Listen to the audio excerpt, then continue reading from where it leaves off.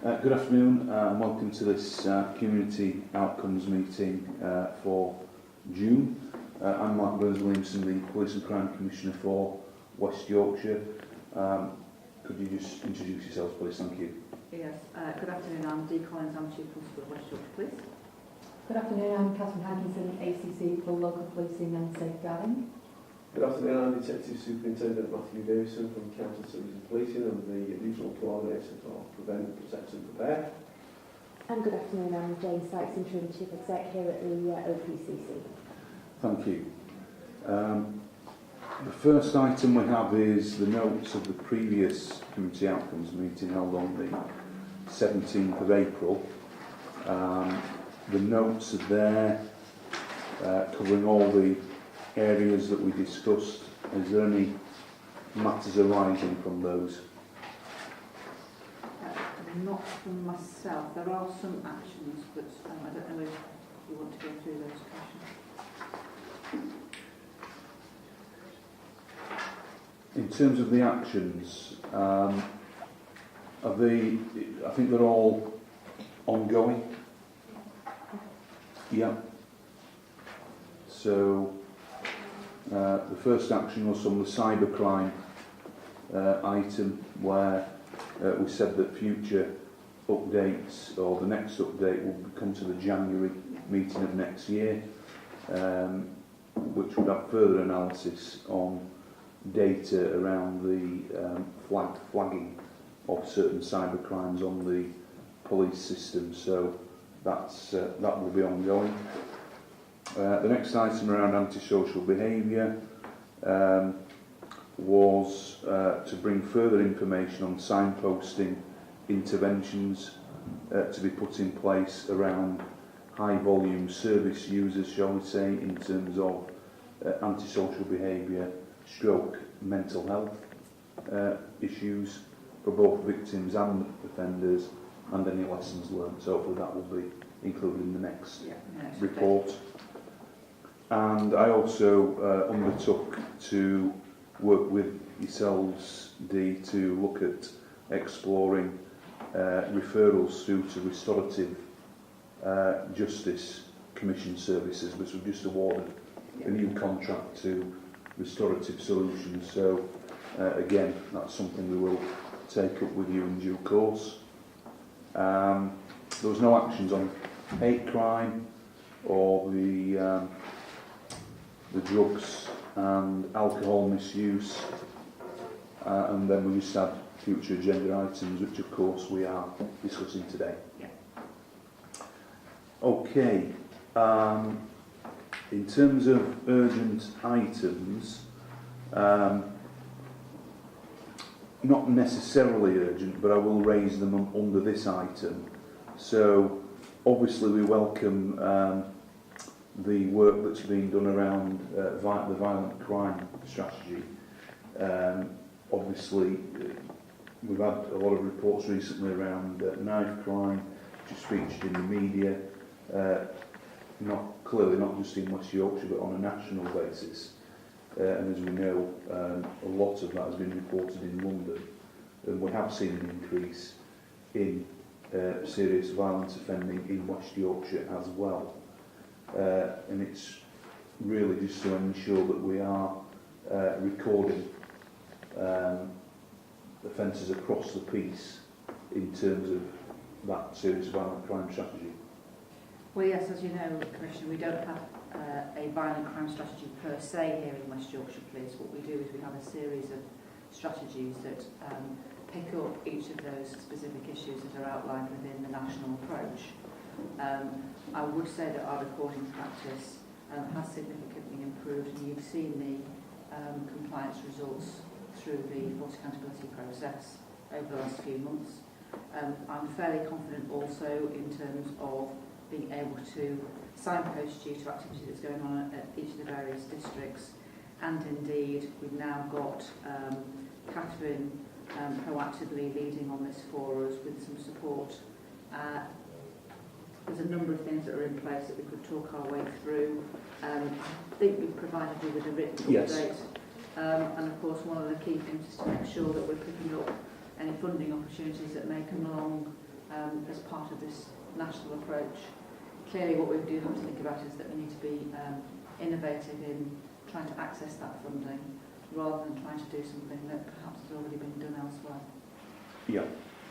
So, did you want to comment on the paper that has been provided? Would you like me to pull out some of the highlights, or?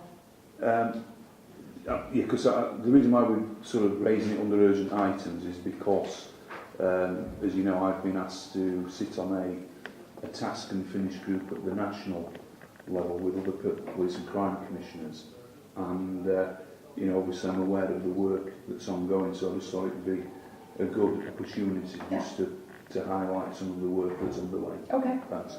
So I think much of this work obviously sits with us, but also in CSPs and with other wider partnership agencies, which is part of the work that we're doing in districts and through health and wellbeing boards, etc., to raise this as an issue, especially around the knife crime agenda, which I think we brought a previous report on, but obviously as a subset of this, as are domestic abuse and lots of other things, and that's where sometimes I think the lines are a little bit blurred in terms of everything that fits under serious violence strategy, because it is quite a large area. So you'll be aware from the report that there were the 4 areas, and I suppose the ones that are really very specific to me are around the early intervention and prevention and supporting communities and partnerships, and then that link into, so how are we exploiting those funding opportunities, and how is it linking with the rest of the stuff that we're doing, as opposed to this being something that sits to one side as a separate plan. So as the Chief said, we don't have a specific violent crime strategy, and the reason for that is because it's an example in the paper there where domestic crime falls under Protecting Vulnerable People plan already. The stuff around nighttime economy and the violence in nighttime economy will come into the Reducing Crime plan, and so on and so forth. So they are all captured in our existing 5 plans, which are linked to the Police and Crime plan, so we don't want to duplicate issues. In terms of our force understanding of violent crime, I commissioned a problem profile some months ago, which is being discussed tomorrow at the local Policing Governance Board, but which helpfully, I think, splits some of the issues up into public and private. So some issues perhaps we've not really explored before, which help us have a different view on how we might take issues forward, and some of the things, the features there under violent crime are highlighted. So nighttime economy, alcohol and drugs, mental health, child sexual exploitation and abuse, gangs, domestic abuse, violence in our schools, knife crime, violence in prison and health establishments. All of those things come under, then that's not an exhaustive list, come under violent crime, so quite a big chunk of things to look at. So just in terms of our current force activity then, lots of the early intervention work is clearly looking at how we can get in early, and some of the work around Sunnyvale's fisheries, which I think you're aware of, and which some funding has been provided for help, and how we're trying to make that then available not just in the Calderdale district where it's based, but also to schools, which we highlight as particularly problematic in terms of violence and early intervention. Across the force, not just in Calderdale. And we're doing work at the minute to refine that strategy and just to make very, very clear what our police officer offer is versus how that fits into the wider partnership early intervention plan. Domestic abuse and violence, we have of course domestic abuse strategy, which covers our delivery in a number of areas. One of the very specific things that we're trying to look at within that is, well, 2 things really, around the whole systems approach to domestic abuse, which I know you briefed on anyway, but also around what impact can we make on our repeat victims and offenders, and then when we identify what those gaps are, what can we then bring back to yourselves around how we commission services to make some improvements on that. Organised crime and urban street gangs, again, is that we have a force-wide governance structure around OCG, so I won't kind of focus on that any further. I've mentioned the nighttime economy. I think there's already some really good examples of purple flag and some really good links in with our local authority partners in licensing, but more we can do in terms of reducing some of that.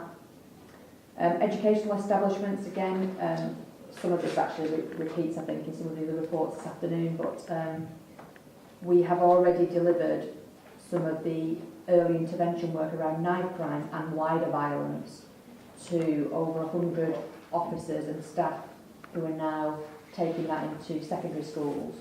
We've also just developed a programme for the year sixes, which clearly is toned down and not quite as in your face, if you like, as some of the stuff for secondary school, and that's being delivered by our PCSOs, and all that is being coordinated by our strategic education officer who works within local policing. So there's lots of stuff ongoing there. We're also using some of the available funding to look at a mentoring programme within schools in terms of preventing violence, a peer-to-peer mentoring system in schools. Knife crime, I think we've briefed you on previously in terms of our operation sector work, which continues. We've got a menu of tactics now which we can apply to knife crime, such as test purchasing operations, etc.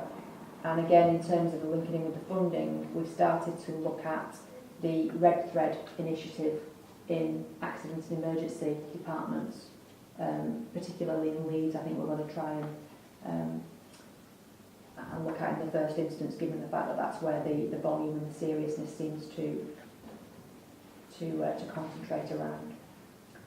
So we are exploiting the Early Intervention Youth Fund, the Community Fund and the Ending Gang Violence Exploitation Fund.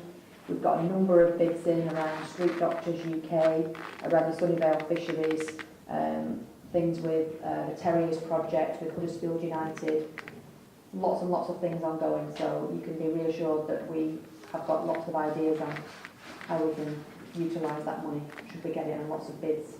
We're on the front foot in terms of being able to get the bids in terms of the violent crime. Okay, thank you. The clearly sets out a number of activities there under the different strands, as you've said. There's also a brief mention around the visit to Police Scotland. Mm-hmm. Do you want to say any more around that in terms of the feedback and what you saw from that visit? Yeah, so it was actually Chris Gibson, who is our operational lead in terms of knife crime, and a member of the local policing team who went up to Scotland. And a lot of the work that they do in Scotland in the violence reduction unit is very heavily linked with public health in Scotland. And so we were trying to look for, are there things that are done differently up there that we can bring back to here. So one of the things that I've mentioned already is the mentoring programme, which has been in place in schools, and we've put a bid into the Save the Communities Fund so that we can have that programme in every school in West Yorkshire if we get the funding that we ask for. The Navigator programme you might have heard of. It's that's the stuff that I mentioned around Red Thread, which is whereby we have people, or they have people in Scotland at the minute in A&E, who, when people are at their most vulnerable, when these kind of issues have happened to them and they are victims, they call it a teachable moment, where people are really kind of vulnerable but open to suggestions of how to move things forward and not let that happen again. So we put a bid in and was talking to Chief Executive of Red Thread about bringing that to Leeds. And then we've also applied for a bid around the street doctors, who a group of doctors who teach emergency first aid to young people, who we would specifically target at some of our schools who we think present the greatest threat around this area, so that if they do, and if they are unfortunate enough to become victims or part of a group that become victims of knife crime or something serious, that A, they're in a good position to help their friend out, but hopefully part of that message will be, this is the seriousness of getting yourself into that situation in the first place, and hopefully some early intervention messages there. Okay, I think we've actually approved that one for the street doctors. Oh, right, good. In terms of the yeah. Right, great. So that's good. That one's underway. Yeah. And I think there's lots of things that we found up there as well around how the ex-offenders are helping in providing that mentoring support, but also employment activities that are put in place for ex-offenders as well to help them become obviously more sustainable members of communities. So I think there's lots that we can learn from up there, but it's certainly a wider partnership and actually probably a private sector issue as much as it is a police one in terms of the prevention agenda. It doesn't feel that this particular subject is one where we need more legislation. What we actually need to be able to do is work in partnership together to try and reduce incidents happening. Yeah. It's a question that I can ask, separately, is legislation the answer? I don't think it is. I think actually what we want young people, indeed anybody, to do is to stop carrying knives in the first place. And I think that's about trying to get to the heart of why are people doing this in the first place.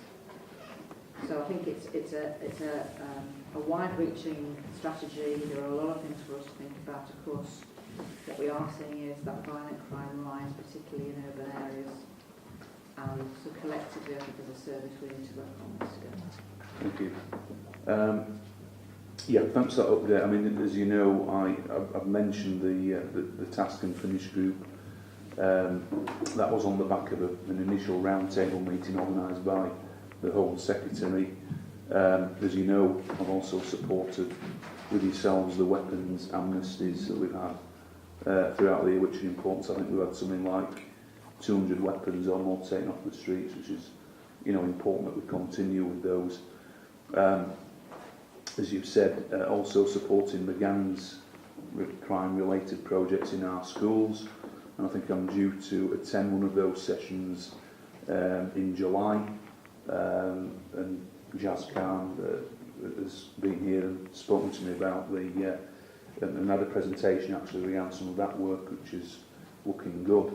We've mentioned around the Community Safeties Fund, which the current one, which is actually just closed, is actually themed around serious and violent crime, and I think we've had over 100 applications. I'm not saying, yeah. So obviously we'll be working through those in the coming weeks.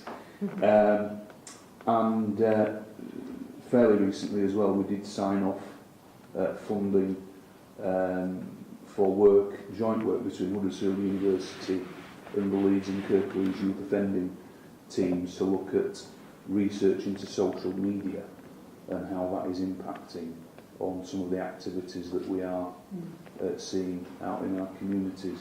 Jamie, I know you dialed into the national meeting as well, didn't you? Yeah, and there was a lot of conversation about the Early Intervention Youth Fund and the fact that will be publicised by the Home Office over the summer, inviting PCCs to bid in.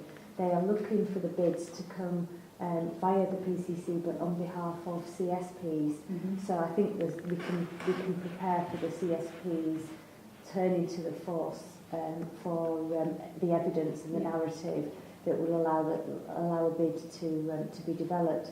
And what came out of the conversation was that the Home Office are looking for the sort of innovative ideas, which, the work that Mark referred to around the youth offending teams and the use of social media can perhaps feed in, and we'd be looking to extend that because we believe in West Yorkshire that is a first and is a trailblazer for the rest of the country.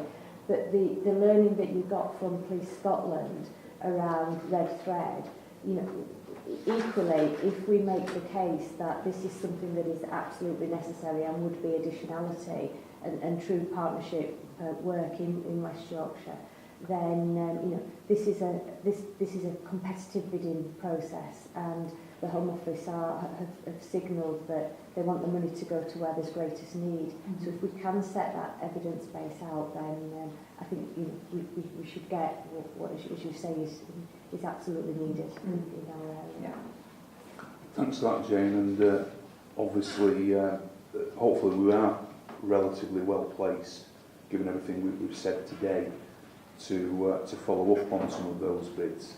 And obviously we'll discuss with you, Dee, around where we perhaps want to target that, and indeed then hold government to account if they then don't decide to fund some of our bids, which they need to follow up on some of the warm words that have recently come out of the Home Office. So we'll be watching that very closely. We're linking with you around the dates in time scale, so Yeah. bids, yeah. Great, well, I really appreciate you tabling that report, and it is very timely, so thank you. Just in terms of announcements, we've covered the latest Safer Communities Grant Round 14, which closed last week, and we've had 111 applications, and obviously we look forward to assessing those and awarding grants to a number of projects. I just also want to take this opportunity within this setting to formally again congratulate you, Chief Superintendent Paul Money and Chief Superintendent Matt Hussain on the various awards in the recent honours list. Very well deserved for all three of you, and reflects really well on the leadership within West Yorkshire Police, so many congratulations again. Well, I'm grateful for your words, Commissioner. I just think that this is a sign and symbol of the very, very hard work that all of the officers and staff from West Yorkshire Police have been putting in, together with the support of our partners. You know, we're all pulling together, we're working really, really hard, and I just see these awards as recognition of the fact that we're all working really well together. Thank you, but it's right that we formally recognise that, and it is, as I said, really well deserved, and I know a lot of people, are delighted about the awards. Thank you.